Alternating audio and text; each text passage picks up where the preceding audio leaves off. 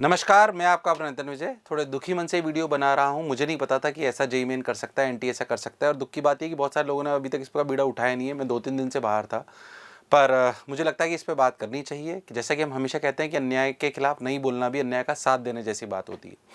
मैं एनटीए से इस मंच के माध्यम से जो भी बच्चे मुझे सुन रहे हैं, ये वीडियो काम का होने वाला है। बेसिकली डिजिटल सत्याग्रह है जो उन बच्चों के लिए जिनका 75% क्राइटेरिया से हटा दिया गया है। सुपर अन्याय है, सुपर अन्याय अगर सही शब्दों में बात करी जाए, और हमें इसमें एकजुट होने की आवश्यकता है। हम इसके लिए लीगल लिटिगेशन भी कर रहे हैं और एक विनम्र अपील एनटी को भी करेंगे कि इसको इस साल के लिए हटाया जाए। और मेरे उनसे स्टार्ट करने से पहले 3 बहुत बेसिक से सवाल हैं।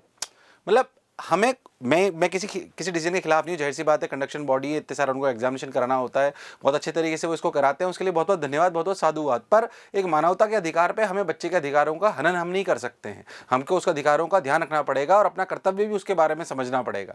हम कैसे ऐसा कर सकते हैं? अगर मैं आपसे सिंपल 3 सवाल पूछूं, जो मेरे हिसाब से कोई भी अगर मुझे सुन रहा है, ये वो मैसेजेस हैं जो बच्चों के लगातार आ रहे हैं और पता नहीं अनगिनत आ रहे हैं।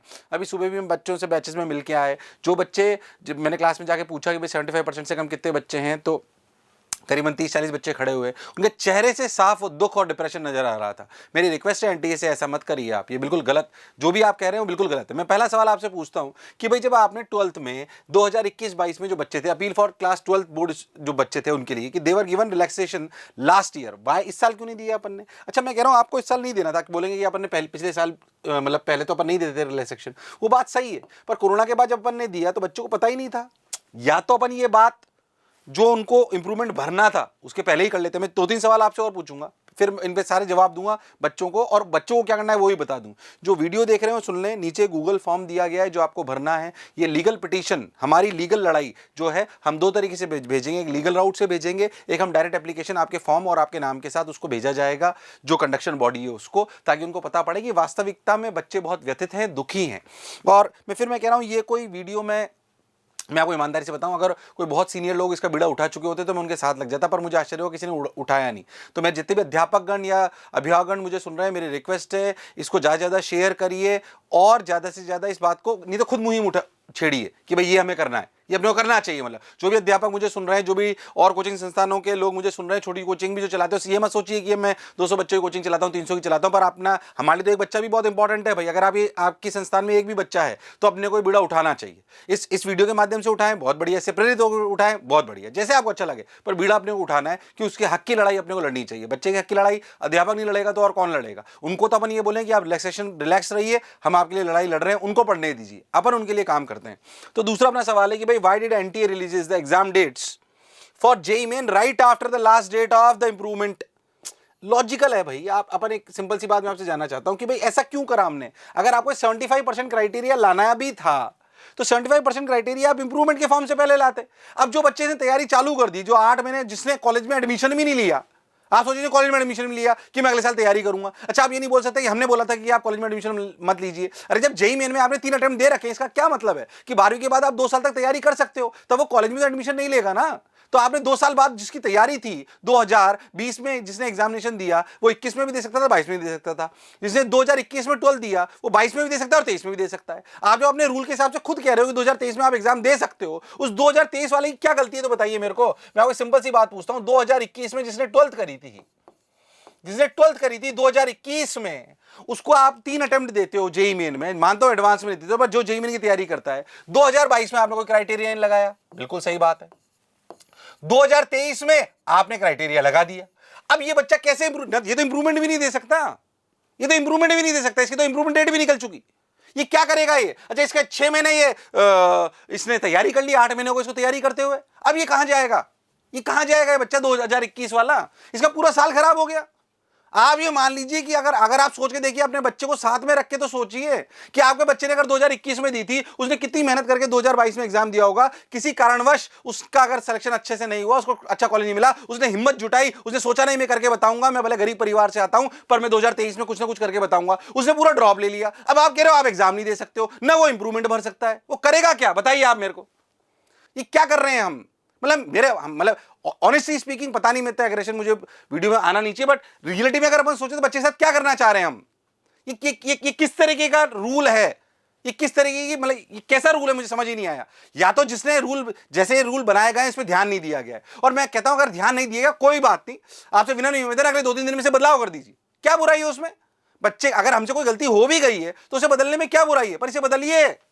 ये बहुत बहुत बड़ा अन्याय है बच्चों के साथ। ये क्या करेंगे ये बच्चे जो मिल रहे हैं हमें, हम रोने लगे हैं बच्चे। परसों तरसों कुछ आपको रूल आने के बाद बच्चों के मैसेज और वीडियोस आना चालू हो गए हमारे पास कि बच्चे रोने लगे। भाई सर हम क्या करेंगे, सर हमने तो सेकंड ड्रॉप, बच्चा कितनी हिम्मत के साथ लेता है, उसकी हिम्मत पूरी जवाब देगा। उसके 2 साल निकल गए, अब वो क्या करेगा। उसकी उम्मीद चली गई कि वो किसी एनआईटी में जा नहीं सकता, उसकी उम्मीद अगर चली गई तो वो करेगा क्या, अगले साल फिर कॉलेज मिलेगा, नॉर्मल कॉलेज उसे लेगा नहीं, क्योंकि उसका जेईई मेन का 2022 का उसका क्राइटेरिया था।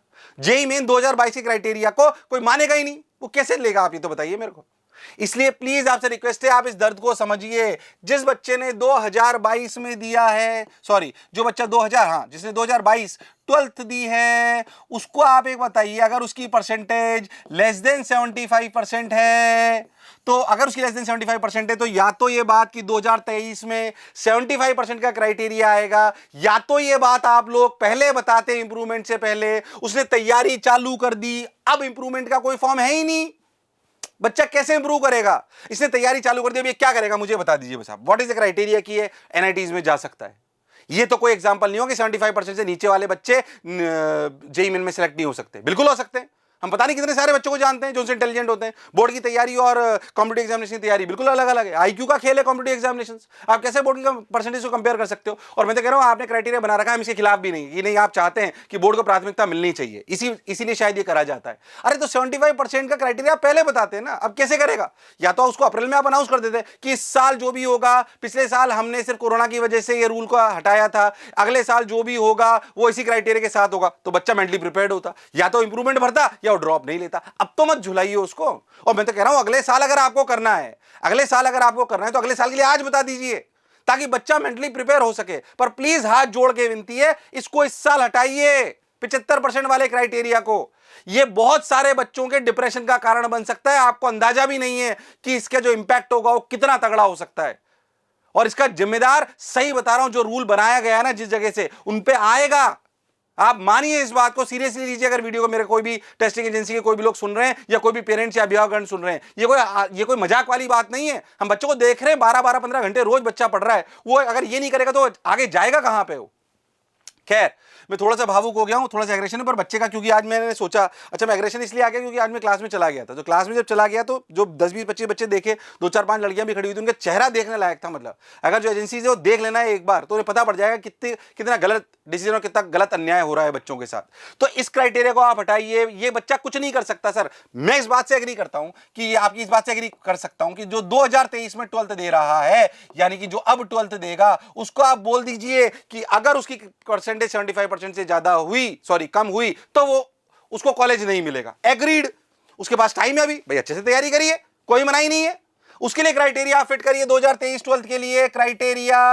क्राइटेरिया जो अपना 75% वाला है, कोई दिक्कत नहीं है इसमें भी। पर अगर अपन रियलिटी में बात करें, ये वाली बात, where is a top 20 percentile, फिर अपन ने गलती कर दी। 70 पर ये तो गलती नहीं करिए, तो आप पहले लोग करते ही थे ना। Top 20 percentile, 75% of UP board, 75% of Bihar board, 75% of CBSE board, ये अलग अलग काबिलियत लगते हैं लोग। तो आपने एक क्राइटेरिया बनाया था कि आप टॉप 20 परसेंटाइल में होने चाहिए, या फिर 75 परसेंटाइल से ऊपर, सॉरी 75% से ऊपर होने चाहिए। जिसमें भी आप होंगे उसके हिसाब से सेट हो जाएगा। अगर मेरे को ध्यान से देखो तो असम में सिर्फ 60% पे ही 20% के ऊपर चले जाते हैं। तो जिसकी 60 से 75% है वो 20% क्राइटेरिया में है, पर वो एलिजिबल नहीं है। तो ये तो लगना ही चाहिए, ये तो लगना ही चाहिए। तो रियलिटी में अगर हमारी क्या डिमांड है, हमारी जो डिमांड है और जो जिनाइन डिमांड है, बिल्कुल जिनाइन, वो जिनाइन डिमांड ये है। ध्यान से आप एक बार प्लीज, जितने भी बच्चे मुझे सुन रहे हैं, हम इस डिमांड की पिटीशन फाइल करना चाहते हैं जो आपके सामने मैं लिख रहा हूं। पहले मैंने आपको बताया अन्याय कहां कहां हो रहा है। हमारी डिमांड ये है कि जो बच्चा 12th, और बिल्कुल जिनाइन डिमांड कर रहे हैं, अगर एजेंसी ध्यान से सुनेगी तो, जो बच्चा 12th 2023 में करेगा उसके लिए क्राइटेरिया 75% वाला चलेगा, plus greater than 75 plus 20 percentile जो आपका पहले था। कोई दिक्कत नहीं है इसमें, पर ये 20 परसेंटाइल जोड़िए, वरना स्टेट वाले बहुत सारे गायब हो जाएंगे। इन दोनों में से किसी में भी अगर आप एक में हैं तो एग्जाम दे सकते हैं, ये कम से कम करिए। अगर 12th बच्चे ने 2022 में दी है तो या तो आप सबसे बेस्ट ऑप्शन ये है रिमूव क्राइटेरिया, रिमूव क्राइटेरिया 110%। या फिर अगर आप ये नहीं कर सकते, सबसे बेस्ट सॉल्यूशन यही है, मैं आपको बताऊं, अगर आप ये नहीं कर सकते हैं तो open improvement forms of all boards, improvement forms of all boards.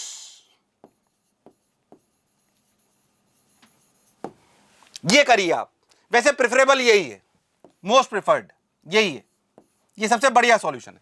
ये डबल टिक सॉल्यूशन है, ये वन टिक सॉल्यूशन है। ये कर देंगे सबसे बेस्ट है, बच्चे को कम से कम कुछ तो सांत्वना मिलेगी और वो तैयारी कर पाएगा। अगर आप ये नहीं कर सकते, हम तो नहीं करें, कम से कम ये तो करिए। जिनायन है, अरे बच्चा इंप्रूवमेंट का फॉर्म तो भरेगा, बोर्ड के फॉर्म्स को वापस चालू कराइए आप कम से कम, ताकि उसको पता पड़ सके अगले 15-20 दिन तक, भले 10 जनवरी तक आप चालू करा दीजिए, कम से कम ये करिए। जिस बच्चे ने 12th 2023 में दी है उसके पास, हमारे पास कोई विकल्प नहीं है, एक ही विकल्प है रिमूव क्राइटेरिया, वरना बहुत अन्याय हो जाएगा, बहुत अन्याय हो जाएगा और कोई हमारे पास विकल्प नहीं। 2012 जिसने 2023 नहीं, जिसने 2021 में दिए, माफी चाहूंगा, इरेजर से इरेज कर देते हैं, ये जिसने 2023 में दी, जिसने 2022 में दी, बिल्कुल सही, जिसने 2021 में दी, उसके लिए क्राइटेरिया रिमूव कर दीजिए, क्योंकि उसका सेकंड अटेम्प्ट है, उसके लिए तो रिमूव कर दीजिए, इसके लिए करिए, ये हमारी डिमांड है। तो जो भी बच्चे, अभिभावकगण, टीचर्स मुझे सुन रहे हैं, दिस इज द डिमांड जो कि हम डॉक्यूमेंट करके आप सभी के नीचे भरे हुए गूगल फॉर्म की एक संलग्न करके कि भाई इतने बच्चे इस बात से सहमत हैं, मेरे हिसाब से सहमत होंगे हमारे जितने भी बच्चे हैं। वैसे व्यक्तिगत रूप से अगर आप मेरे से पूछो तो एक क्राइटेरिया नहीं होना चाहिए, 75 परसेंटाइल का होना ही नहीं चाहिए। अगर मैं आपसे व्यक्तिगत रूप से पूछूं, खैर मैं उस बारे में नहीं जाना चाहता हूं अभी, क्योंकि मुझे लगता है कि वो शायद फिजिबल नहीं है, बट अगर हम कॉम्पिटिटिव एग्जामिनेशन करा रहे हैं तो फिर बोर्ड का उस पर मापदंड नहीं रखना चाहिए, या तो बोर्ड की परसेंटेज के बेसिस पे एग्जामिनेशन होते हैं, जो हो नहीं सकता जब इतने संख्या में बच्चे होते हैं, तो फिर उसकी महत्ता दीजिए। क्योंकि कई बार ऐसा हो सकता है कि बच्चा किसान का बच्चा है, बहुत गरीब बच्चा है, उसकी 60% आई क्योंकि उसके पिताजी की तबीयत खराब हो गई थी, माता जी की तबीयत खराब हो गई थी, आप उसे एग्जामिनेशन ही देने दे रहे हैं। मेरे हिसाब से एक अच्छे बच्चे, कुछ अच्छे बच्चों को देश खोता है इस तरीके से, कुछ गरीब बच्चों को। शायद ये वैसे वाली बात हो जाती है कि पैसे वालों को ज़्यादा चांस मिलता है, ये सच्चाई है।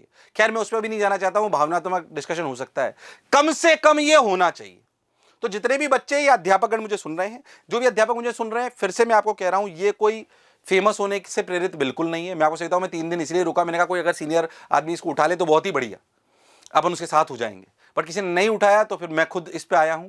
ये उसलिए नहीं है, आपको लगता हो कि आप इसको, इस वीडियो को फॉलो कराइए तो बहुत बढ़िया बात है, फॉर्म को फॉलो कराइए बहुत बढ़िया बात है। अगर टीचर्स मुझे सुन रहे हैं, नहीं है तो खुद बनाइए, खुद डालिए, आपके खुद के आसपास के बहुत सारे बच्चे होंगे जो जानते होंगे, पर इसको आगे बढ़ाइए, क्योंकि ये होना चाहिए, ये होना चाहिए। मुझे लगता है ये अध्यापक के रूप में हमारा कर्तव्य है और एक शिक्षण संस्थान चलाने के रूप में मेरा कर्तव्य है, क्योंकि मैं एक भी बच्चे के लिए, हो सकता है जिनकी 75% से ऊपर आई है वो तो खुश हैं बच्चे, मैं कह रहा हूं उनको भी शेयर करना है। फेयर कंपटीशन होना चाहिए, ईमानदारी वाला होना चाहिए। तो अगर आप 75% से ऊपर भी ना, तब भी इसको शेयर करिए, तब भी इसको आगे बढ़ाइए कि नहीं हमें फॉर्म भरना है, ये नहीं होना चाहिए। तो आशा करता हूं कि आप इसमें मेरा बहुत साथ देंगे, ज्यादा से ज्यादा इसको फैलाएंगे, और जितना ज्यादा आप इसको फैलाएंगे उतना ज्यादा पिटीशन फाइल होगी, जितना ज्यादा पिटीशन फाइल होगी उतना हमारी बात वहां कहने में दम भरा जाएगा। सही बताऊं तो मैं कोई दावा नहीं करता हूं, मैं कोई ना लीगल लिटिगेशन में हूं, ना मैं कोई पॉलिटिशियन हूं, ना मैं कुछ और हूं जो मैं बोल सकूं कि अपन इसे बदल ही देंगे। पर मैं कहता हूं कि जनता की आवाज में ताकत होती है और बच्चों की आवाज में तो बहुत ताकत होती है, हमारे बच्चे भविष्य हैं। तो आप अगर हजारों की संख्या में फाइल जाएगी ना, तो ऐसा नहीं कि दबाव नहीं बनेगा। और हम कोई गलत बात के लिए थोड़ी दबाव बना रहे हैं कि साहब हमारे लिए ये करिए, सब बच्चों को सेलेक्ट कराइए, थोड़ी बोल रहे हैं हम तो जिनाइन बात बोल रहे हैं, बिल्कुल जिसे जिनाइन बात कहनी चाहिए वो है।